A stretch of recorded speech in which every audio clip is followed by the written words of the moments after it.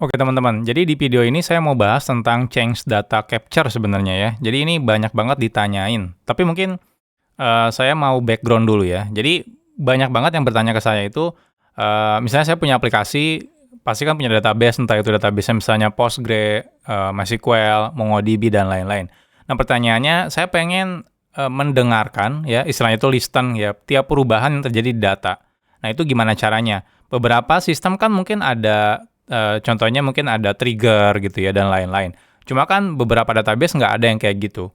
Nah, yang agak susah juga kalau misalnya trigger kan otomatis perubahannya bisa di-listen sama database-nya gitu ya. Nah, ini saya pengen misalnya aplikasi lain yang nge-listen-nya. Nah, sebenarnya konsep ini ada yang namanya change data capture.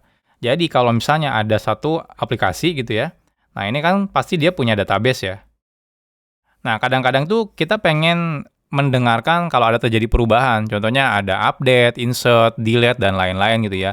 Nah, intinya kita pengen ada satu aplikasi yang kalau datanya berubah, itu kita pengen dapetin perubahannya.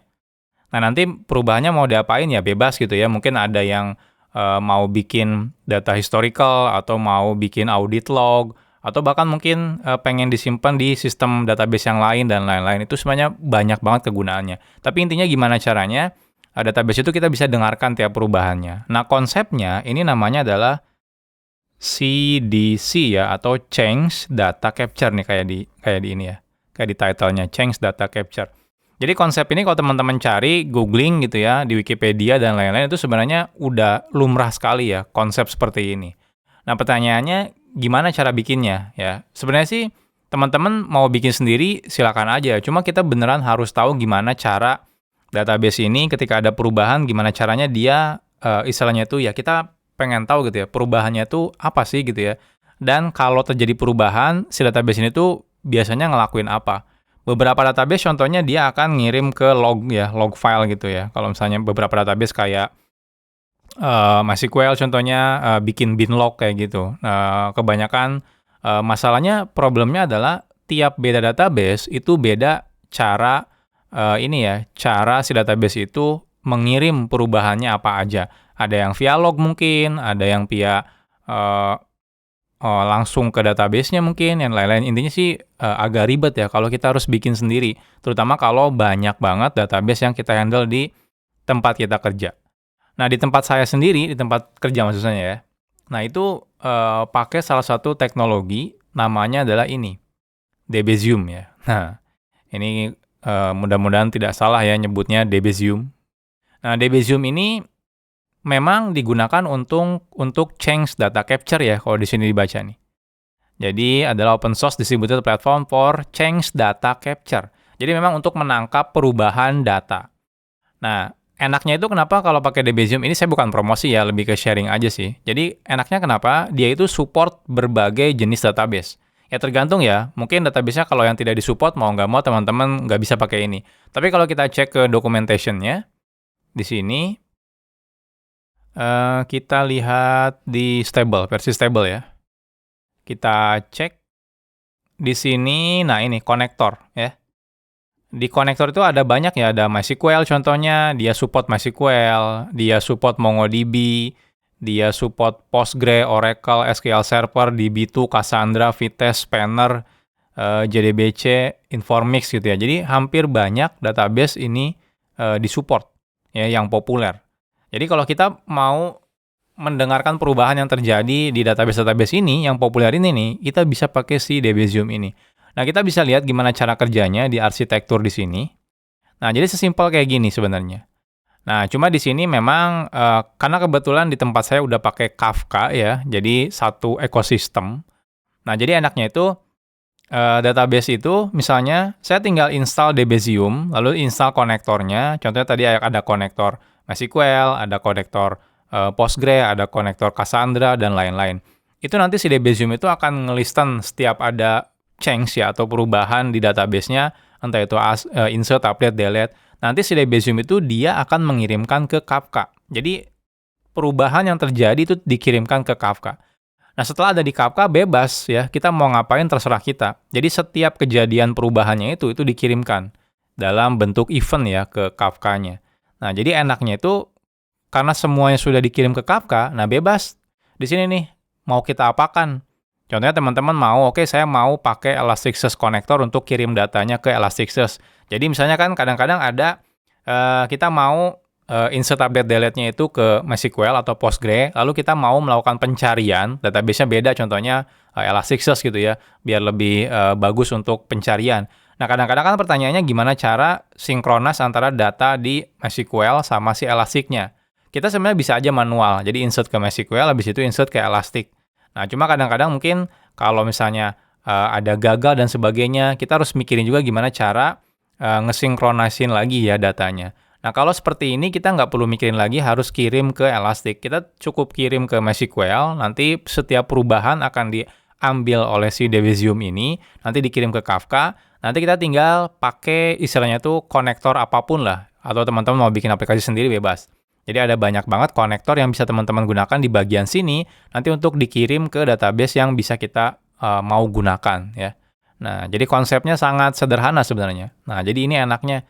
Jadi teman-teman tinggal pilih aja konektor apa ya, dan nanti dia Debezium itu akan listen perubahannya dikirim ke Kafka. Nah, di sini contohnya kalau teman-teman, gua males sih kalau misalnya bikin aplikasi lagi gitu ya, untuk ngambil data dari Kafka, insert lagi ke Elastic atau yang lain-lain. Nah, sebenarnya teman-teman banyak sih konektor di sini di bagian sini. Nah, contohnya yang saat ini dua populer itu ada yang namanya Logstash, ada juga Fluentd ya. Nah, jadi simpelnya nanti si Logstash itu dia bisa tarik data dari Kafka, nanti dia bisa kirim.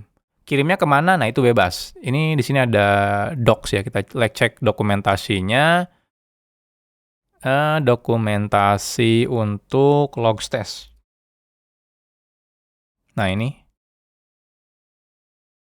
Kita bisa lihat output ya, output plugin. Jadi input, kalau teman-teman cek di bagian input, dia itu ada input Kafka. Nah, ini.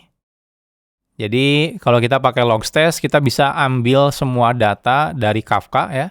Nah, di sini tinggal input Kafka. Nah, lalu kita outputnya, kita cek bagian outputnya. Nah, ini banyak tuh. Ya. Outputnya mau kemana aja ya. Nah, mau ke Elasticsearch misalnya gitu ya di sini, atau ke yang lain, database InfluxDB, atau ke Kafka lagi gitu ya, muter-muter. MongoDB bisa gitu ya.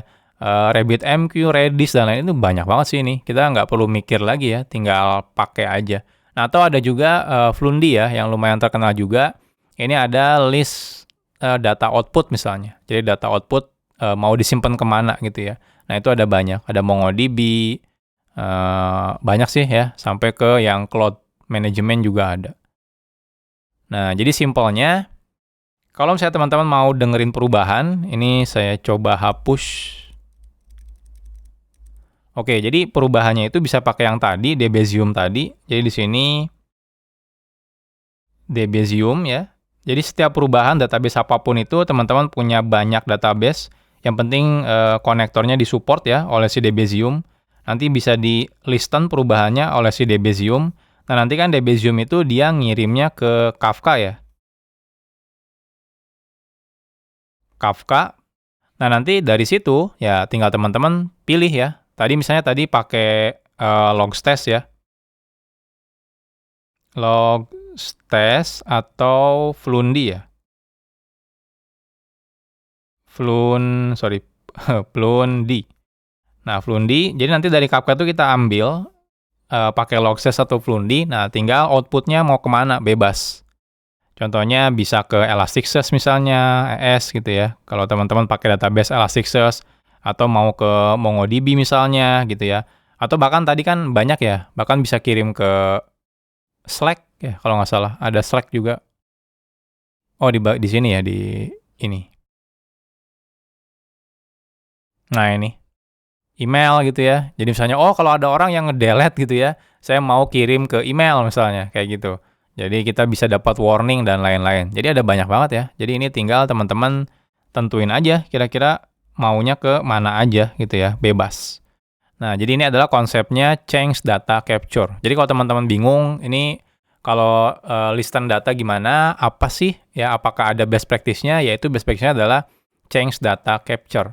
Jadi teman-teman tinggal pakai tool, ini contoh aja ya Debezium. Teman-teman mungkin bisa cari yang lain kalau teman-teman mau cari ya. Ada banyak tool untuk change data capture.